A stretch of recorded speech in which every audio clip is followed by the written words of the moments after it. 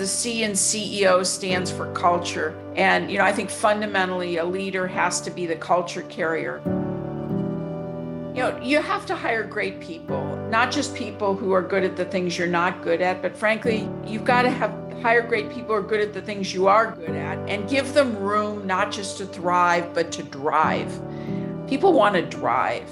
And I think in doing so, you also have to embrace a growth mindset in yourself and encourage the people in your organization to keep learning.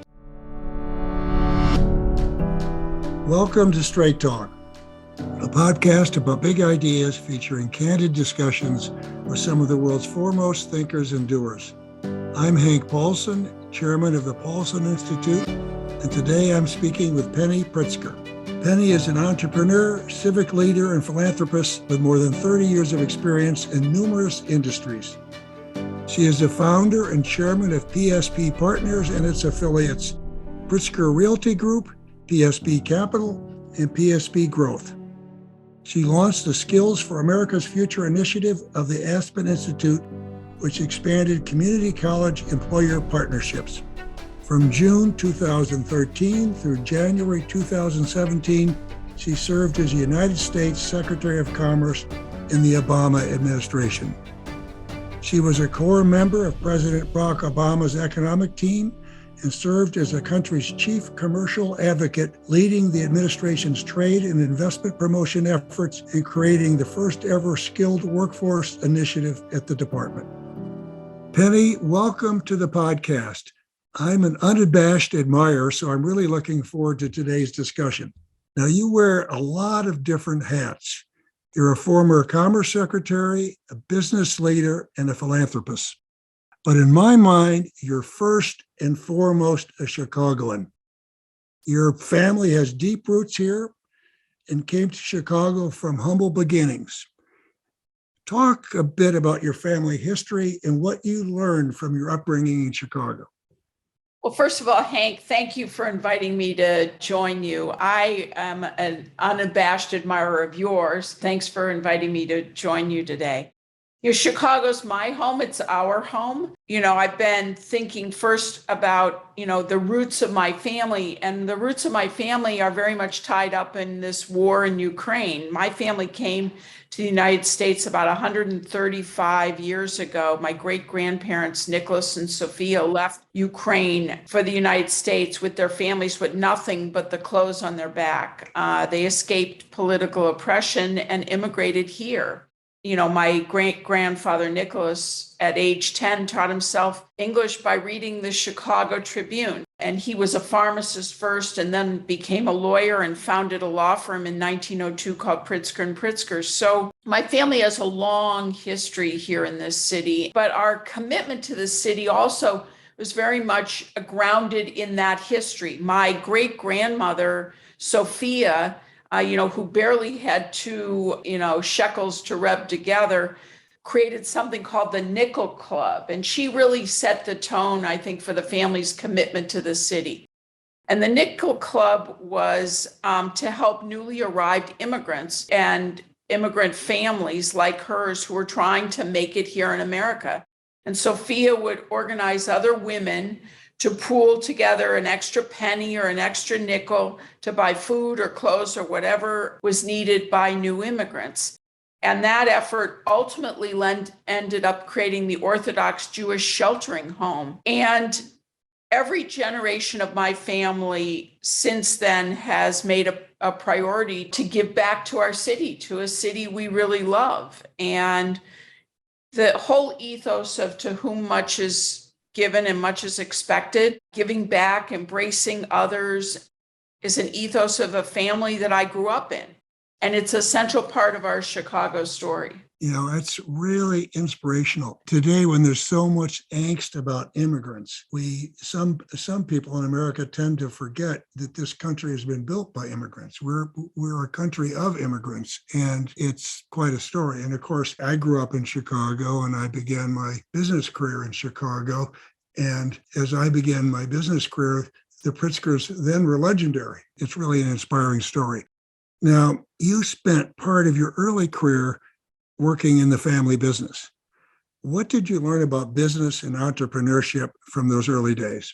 Well, I was brought up in a family, my immediate family and my larger family that revered building businesses and thought about building businesses as a noble undertaking. By virtue of building a business, you create jobs, you create economic prosperity, you create upward mobility, not just for yourself, but for all the families that are, affiliated with the organizations that you're building. And I grew up where that was, considered really fundamental to community building and to what strengthened our country. And so I really, at a very young age, Hank, wanted to be in business. I felt that building a durable business and providing jobs was more than just a bottom line and a paycheck. And I watched my parents. My dad started Hyatt. He was part of that story. He was the leader of the company. He was the first CEO. My mother was very involved in and vital to so much of Hyatt's panache, Hyatt's early aesthetic, if you will. She in fact, developed, recognized that early in the 50s and 60s that hotel reservations and motel reservations were made by secretaries. And so she developed a program to support the secretaries of major executives and things like that. But I mean, my exposure to business started really young. It, first at the dinner table, and then, Hyatt originally were motels on the West Coast. So we lived in California and, we had a few motels, not a lot.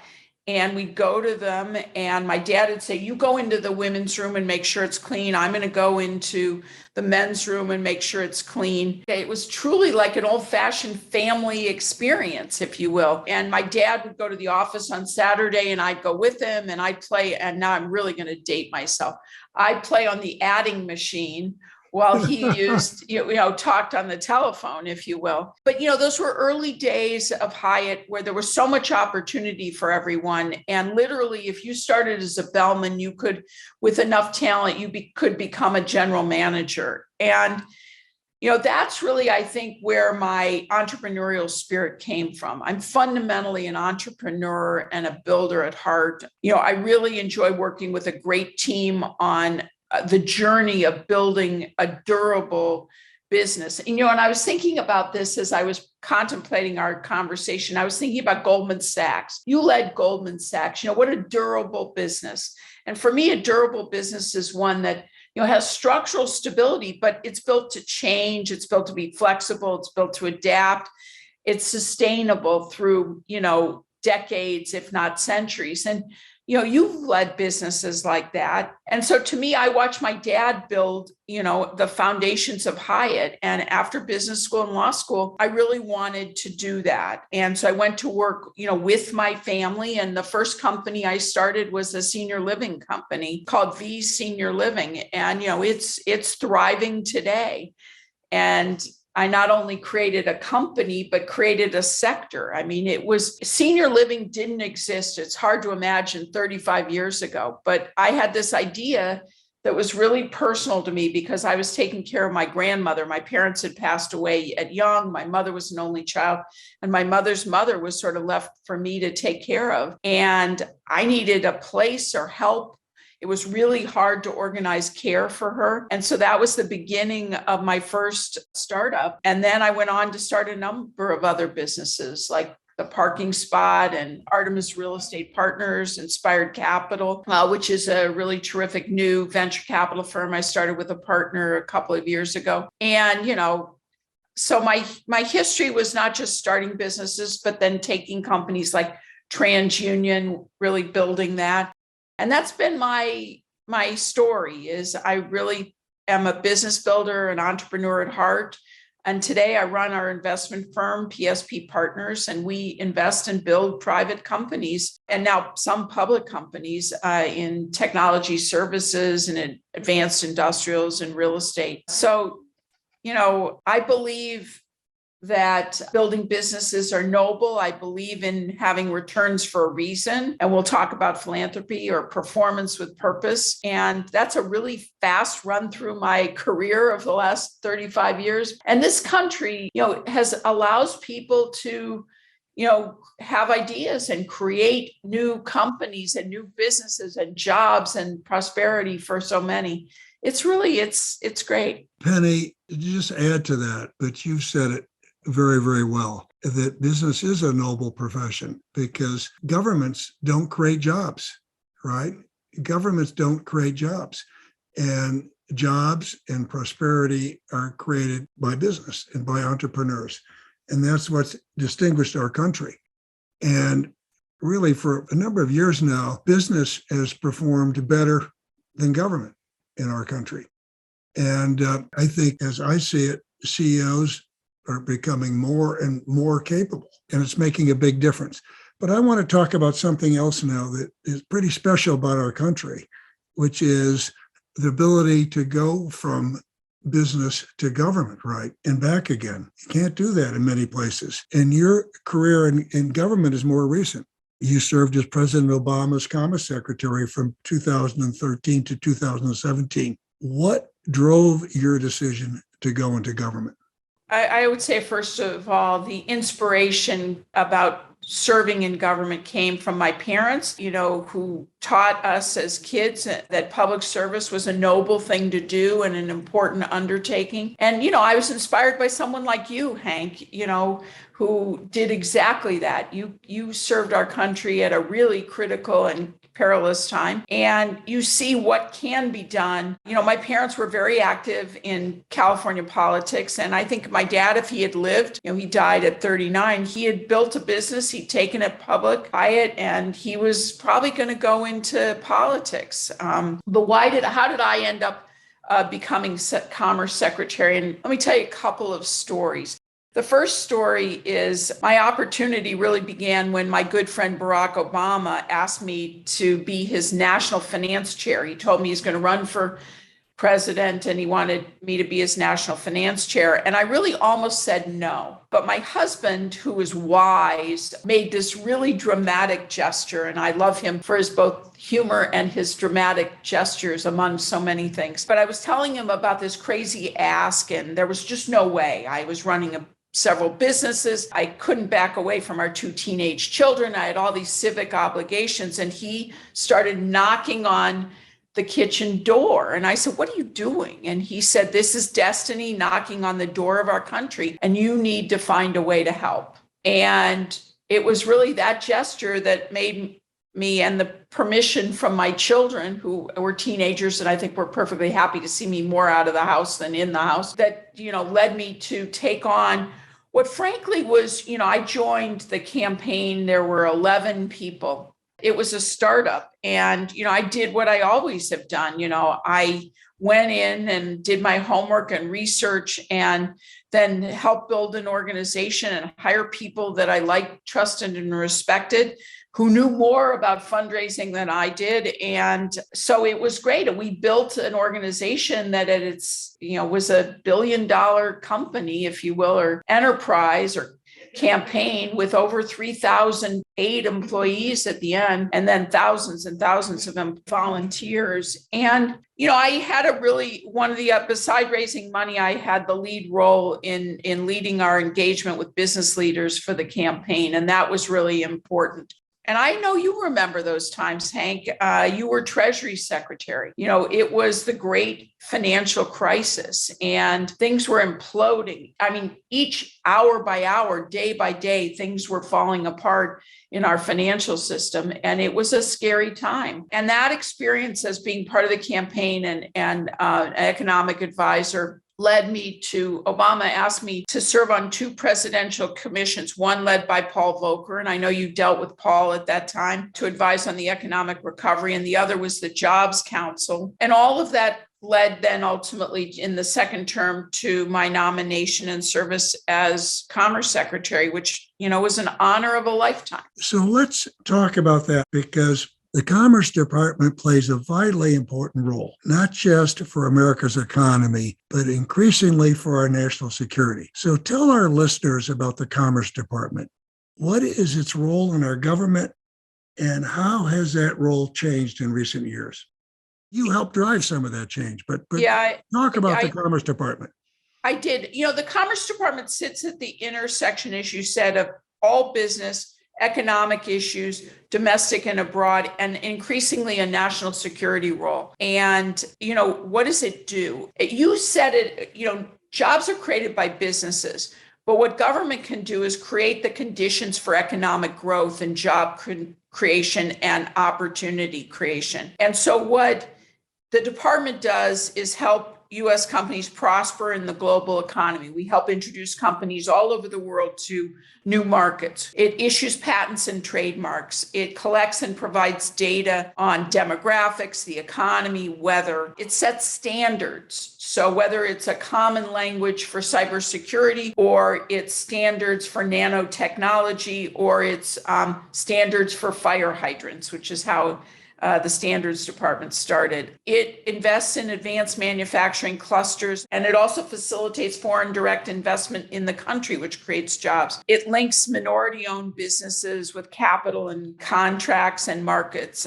and it connects communities to broadband. The National Telecommunications Information Agency is responsible for broadband. But your point is the role of the agency has changed. And this was something that we really instigated during our time, which is to really view the agency as the lead innovation agency for the federal government. And as tech and innovation have become such a central part of our economy and our national security, the role of commerce has become more important than ever. And as you pointed out, when it comes to national security law enforcement entities that regulate, for example, dual use. So if you have a product or a SaaS product or a mechanical product that it can be used both for military and for civilian purposes, this Commerce Department controls whether you can export that. It also works with law enforcement on,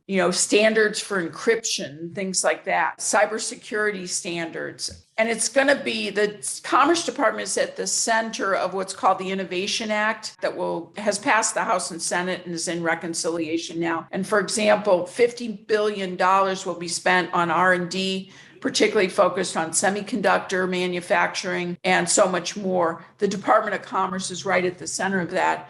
And we really laid down the foundation during our term for this essential role. Yeah, I tell you, it is important that our institutions in government evolve to deal with today's world. And the Commerce Department, I just remember you taking a fresh look at the Commerce Department when you came in, and a whole lot of things, including the role you played with China. It was, I think, very important. Now, business leaders, Penny, respect you, and you work collaboratively with them when you were Commerce Secretary.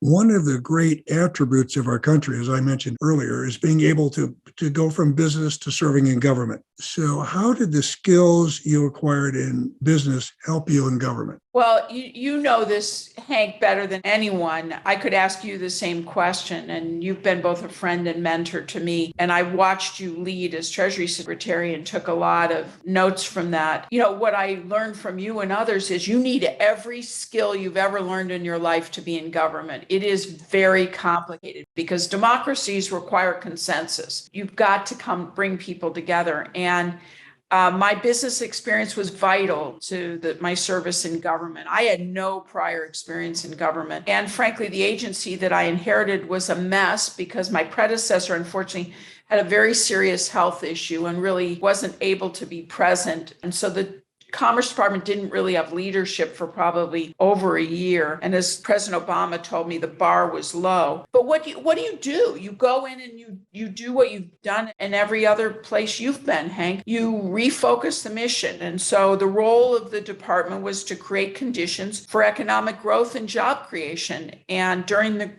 following the Great Recession. And so, what I did, I hired great people. I spent a lot of time with the team and the leadership, focusing on developing a strategic plan up front.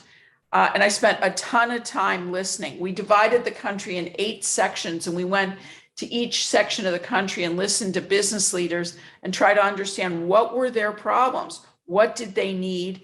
And I tried to position the department as a consumer service organization to try and help them. And we created a strategic plan called our Open for Business agenda. And we used that during that term.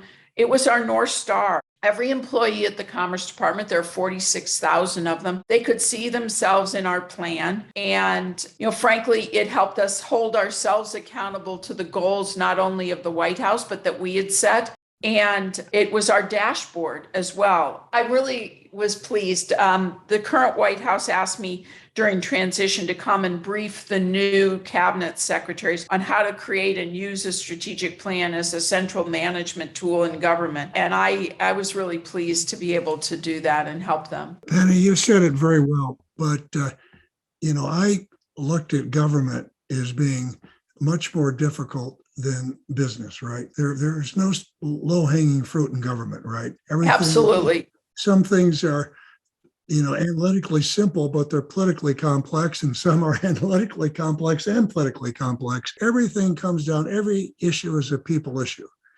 And yes, and what I learned was interesting. If you had people that run big hierarchical companies, which were command and control, they didn't do really well in government. But if you had people like you, the entrepreneurs, business builders, working with people, that's what it took to be successful. And clearly, you need a plan, and you need to work very, very hard, because there's not much that's easy. Now, let's talk a bit about what you accomplished. In your final days as Commerce Secretary, you drafted a memo. And let me just say, you draft a lot of memos, so strategic memos and so on. You're a good thinker and you're a good writer. And you drafted a memo where you provided a record of progress of the Department of Commerce during the Obama administration. In it, you document your main focus areas as strengthening investment in innovation, data environment, and operational excellence. Fast forward to today. How would you describe our progress in this front, and what's most needed from partners in the private and public sector to move forward? And I want to just add one other thing to that. The reason it's important to do what you did, right, is not to take a victory lap and say, look what I accomplished. The reason it's important is to put it down on paper so there's institutional memory, and so that the next team that comes in will have that. It's just so very, very important. So talk a bit about that. Well, first of all, I totally agree with you. I felt it was my national duty to record what I thought we had done well, what I thought we had not done well, where I thought there was a ton of opportunity, where I thought there needed to be more attention, so that the next team had that. I didn't get that. My team spent the last 3 months doing that so that I could hand to the next secretary and his or her team that kind of opportunity set and playbook, not because they would do what we said, but because so that they knew where to start and where to look, if you will. The department, I think that the most critical thing right now for the department is around innovation and competitiveness. And the current secretary gets that. It's incredibly important to our future. The United States is a global leader in innovation, but that status is not guaranteed. And one piece of our work that we did is we did a plan around competitiveness that, frankly, the Chinese have copied. But the good news is China has motivated Congress to make critical investments in national competitiveness and our innovation strengths. And that's why this Bipartisan Innovation Act I mentioned before is so important. And I was talking both to the current Secretary of the Treasury, Janet Yellen, and the current Secretary of Commerce, Gina Raimondo, and that both feel that the bill will pass. It's a $250 billion plus investment over the next 10 years in U.S. innovation, R&D, semiconductors, and regional economic development. And we need this bill. And I'll just give you one example why. Think about the semiconductor shortage, which we all hear about. That means that shortage has led to, shutting down of auto manufacturers because we don't have enough semiconductors. Semiconductors in everything. You can now buy a coffee mug or water bottle with a semiconductor in it. It's in everything, but it's in our cars, and it's definitely essential for our national security. And we do not have the manufacturing of semiconductors, of the most sensitive and most advanced semiconductors here in the United States anymore. We used to lead the world. By 1990, we were 40% of semiconductor manufacturing, and today we're 12%. And I can also say, why should the average American care about this? It's irrelevant to inflation too. So think about buying a car today, which I recently received my car that I ordered a year ago, which is insane, but they ran out of chips. So they couldn't finish the car till the chips arrived. The chips arrive, I could get my car. They're not even taking new orders for these electric vehicles because they can't get the parts right now and they can't get the semiconductors. What does that mean? The price of those cars goes up. It contributes to inflation. That is going on as well. So this innovation bill is essential for our competitiveness. It's also important for our innovation, if you will. The other thing I would say, something that has become really obvious to me, that the department has a role in highlighting issues. And one issue that I'm worried about here, Hank, is immigration. We started the conversation there. And the reality is that our working age population in the United States is not growing enough. Recently, I tell anybody who will listen, because I think this is an important set of statistics. Over the past 50 years, every 5 years, the United States creates 5 to 8 million new working age people who come into the workforce. Over the past 5 years, we've created 1 million people. So we are short people. And that is a huge problem for our country and our ability to actually address some of our biggest challenges. And we need to turn that around. We have 11 million open jobs, and post-COVID, we're just not producing enough workers.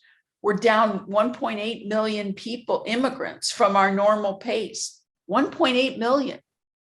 It's insane. So we need immigration reform. Our businesses desperately need it. Our national security, it's imperative for our national security as well, to ensure that we can actually make all the things that we're creating and innovating. Yep, and we're turning away so many outstanding foreign nationals who are educated in our top universities and have got the skills and talent to be the innovators that we need, and we're turning them away. So this is a huge problem. Imagine, Hank, if in Chicago, Toronto, which is the same weather that we have, it's a similar city. Toronto's growing at 1% population a year. Imagine if we were growing in Chicago like that, what the economic prosperity would look like. It's because of their progressive immigration laws. They're bringing in extraordinary talent. I see it from my perches on the Microsoft board. Yeah, it's really pretty extraordinary what we're doing to hurt ourselves here. So let's talk about another area where we have been lagging. What can the U.S. do to reassert its leadership in global trade and manufacturing?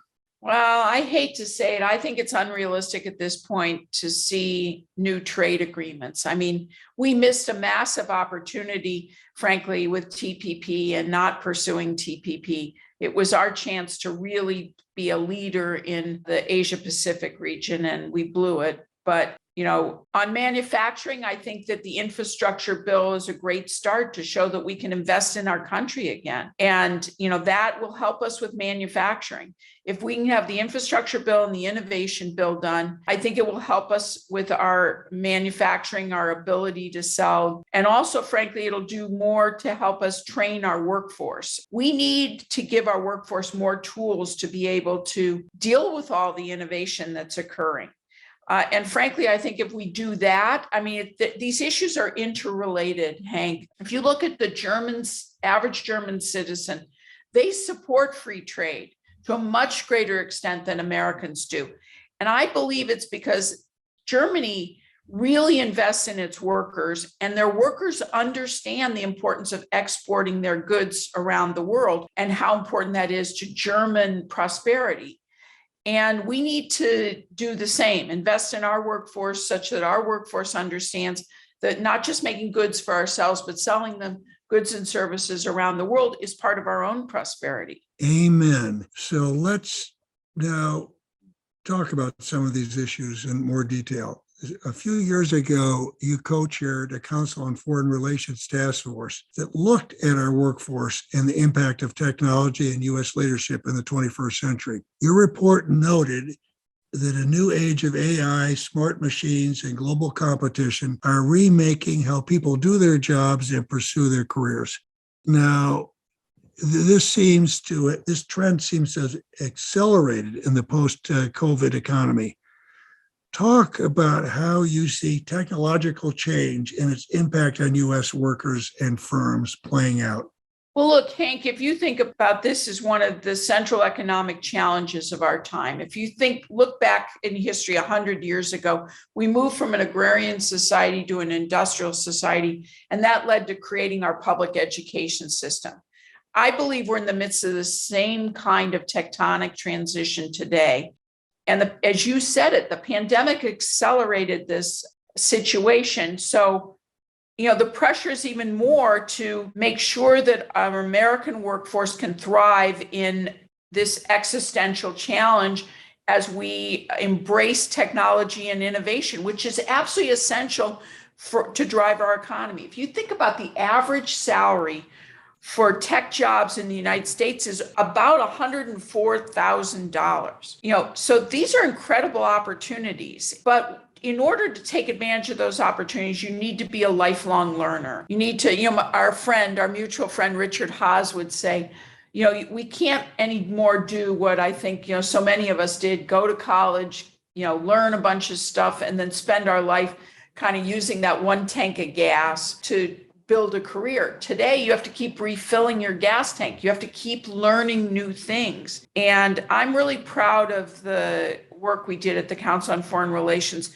because that task force became a playbook for a lot of what the Biden administration has done and is trying to do. Infusion of investment in early stage R&D and regional economic development, support for community colleges. Unfortunately, that part has not gotten done. Recommending that mayors and governors hire workforce quarterbacks to help them, enhance training in their cities and states. This is both a short-term and a long-term challenge. As you said, we've got 11 million open jobs, and we have 50 million Americans that are stuck in low-wage jobs. And we've got to help people get the skills they need to get hired and thrive over the long term in these really significant job opportunities. There's 1% unemployment in technology today. Amazing. It's a huge problem. And I think, as you said earlier, I just want to emphasize it again. Immigration is an important part of this, and allowing more immigrants in is going to create more opportunity rather than take away opportunity. But we've got to train our workforce to also take advantage of this opportunity. Now, in the tech workforce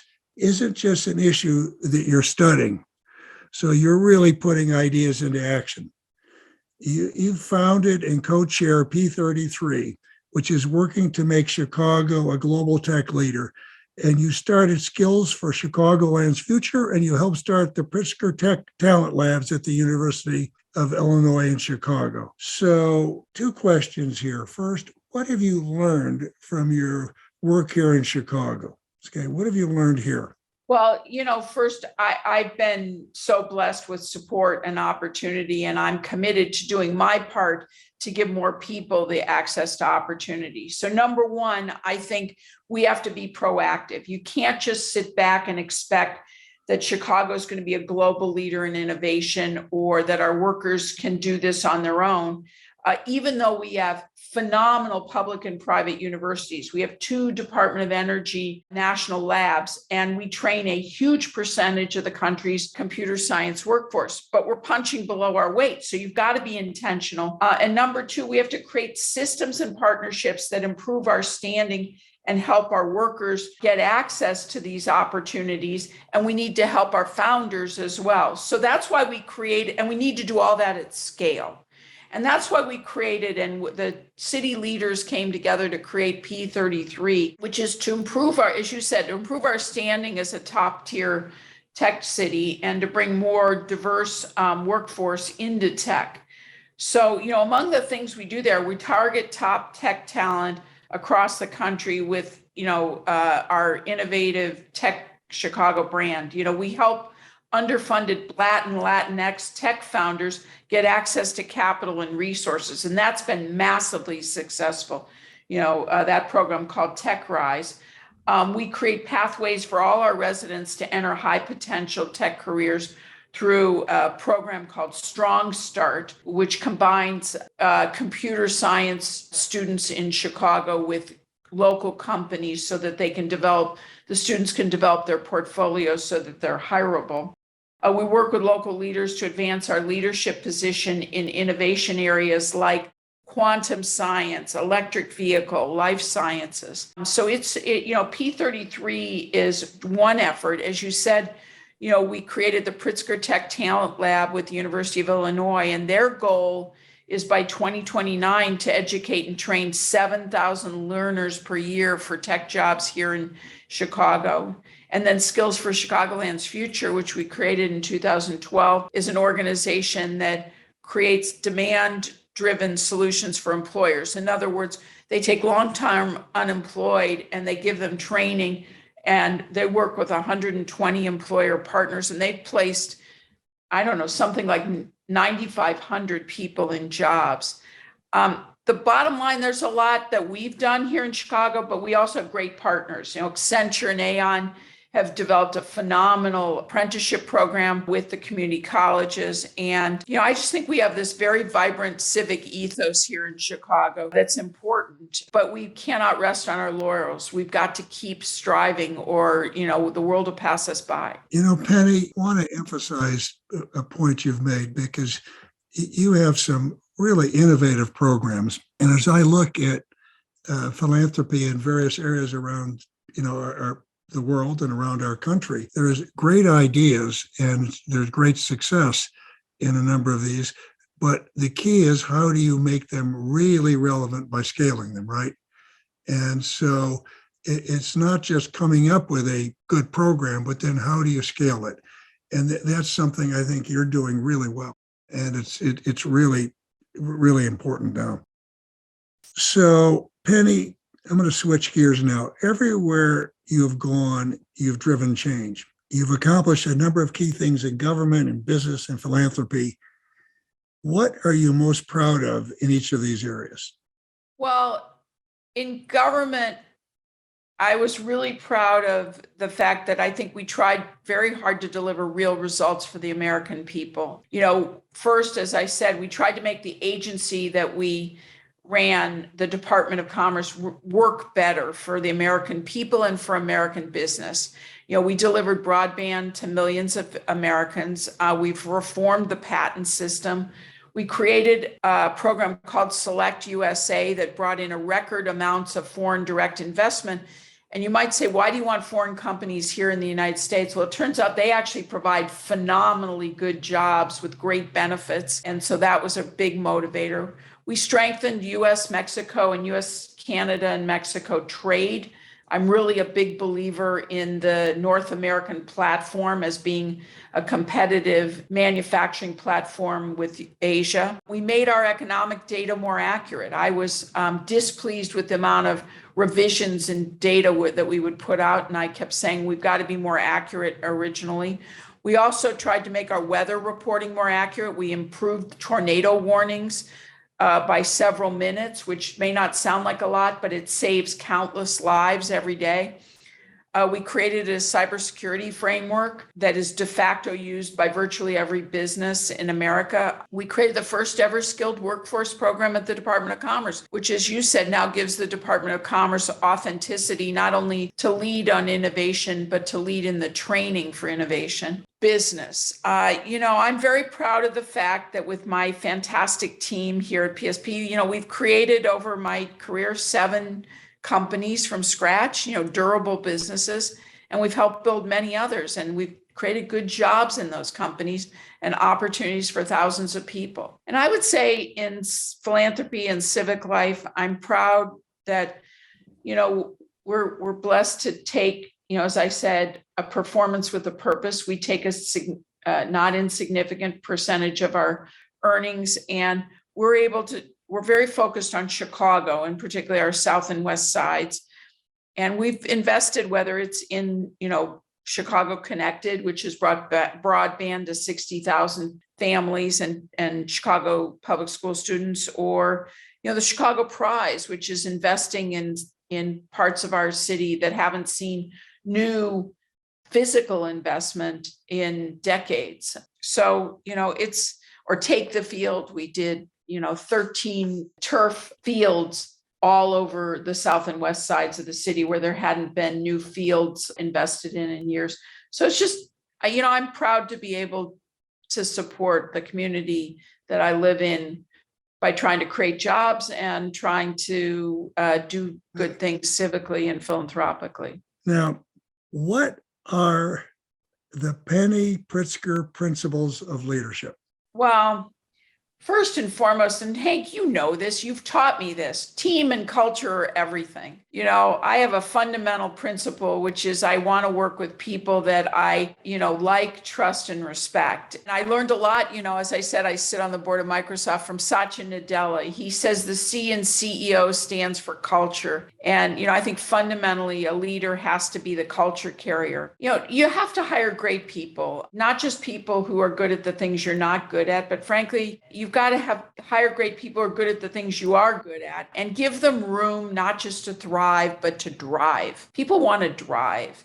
And I think in doing so, you also have to embrace a growth mindset in yourself and encourage the people in your organization to keep learning, to keep growing, to keep listening. And in that respect, we have to listen more than we talk. And we have to share the stage with others and lead with empathy and integrity. One of my favorite leadership principles is to trust your crazy ideas. And what I mean by that is, and I went to an incubator down in New Orleans, and they had a sign, "Trust your crazy ideas." And I asked them, I was Secretary of Commerce, if I could have it. And yes, it was under the federal limit. So I, could have that sign. And I hung it in my office at the department. And it's really, trust your crazy ideas is creating an environment that is safe and free for everyone to be innovative, and then to pursue, to be bold and pursue new ideas. Obviously, you have to do your homework and can't be afraid to get your hands dirty. And then finally, I would say two things. One is try to make a difference, a positive difference in the lives of others. As I said earlier, I grew up with "to whom much is given, much is expected." But, performance with a purpose. As I have a partner who says, our business, Artemis Real Estate, she says, we're performance with a purpose. And I love that. And finally, have fun. You got to enjoy the journey. This not the destination. Penny, I want to emphasize what you said at the beginning, because culture, if you've got the right culture, which means is you've got the right set of values and the core principles, and you've got that, and then you hire great people, everything's going to take care of itself, right? Because the strategy may change, but the culture and the principles are you're going to be your North Star, and you're going to have those great people. And then I want to emphasize something, because having watched you, and one of the points you made, which you do very well, because you get your hands dirty. You get into all the details. You do your homework. You're always prepared. And it's very few people that are great with the strategy and the vision, and then also get right down into the details so you can operate at ground level or 100,000 feet. And I think that's a Penny Pritzker skill set. Penny, let's conclude with career advice. You do a lot of work with young people. So what advice do you give to our younger listeners? And in particular, what advice would you give to young women who are looking to pursue careers in business or in public service? It's a really good question. I think the first thing, Hank, is do what you love. And I love building businesses, and I love working with teams and coaching teams. So to me, first is do what you love. Second thing, I used to tell the young folks at Commerce, aim high. If you're a motivated individual, you're going to get to where you think your ultimate destination is faster than you think. So aim high, and choose your mentors well. Think about the people that you want to help. I have watched so many different types of leaders, and there are many different types of leaders. But at the end of the day, choosing people in whose image you won't be them, but who you learn from. And for me, being a person of integrity is absolutely essential. And it doesn't mean we don't make mistakes, doesn't mean we don't sometimes have misjudgments, but having high integrity, I think, is essential. And being curious, learning is so important. Be open to new experiences. I mean, think about it.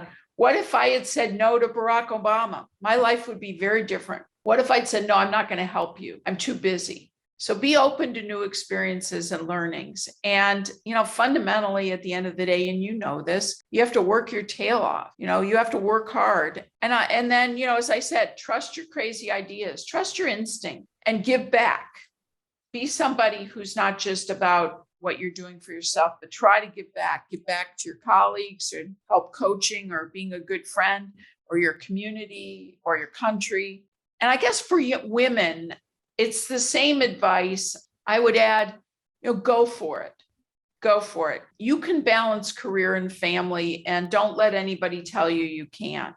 And then I guess I would end with something, I had two people that I really, really respect. Ron Brown, who I knew up until the day he died in the plane crash. He was a former Secretary of Commerce. And he said something really important that resonates throughout the building at the Department of Commerce. And he was very much and very intentional about helping more women and people of color get access to opportunity. And he said, leave the ladder down.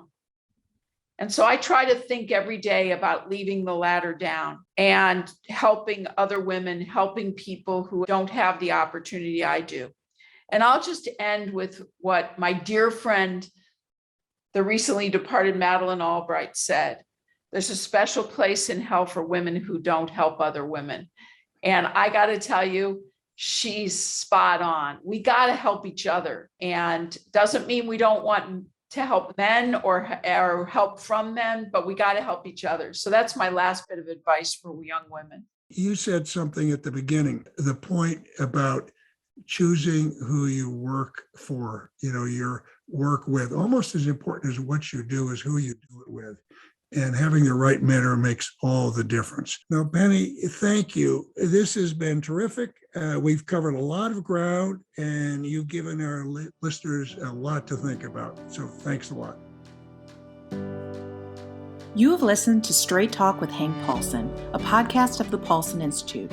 To find more episodes from leading thinkers and doers, please visit paulsoninstitute.org/Straight Talk or download on Apple, Google Play, Spotify, and Stitcher. And don't forget to rate and subscribe. Thank you for listening, and see you next time.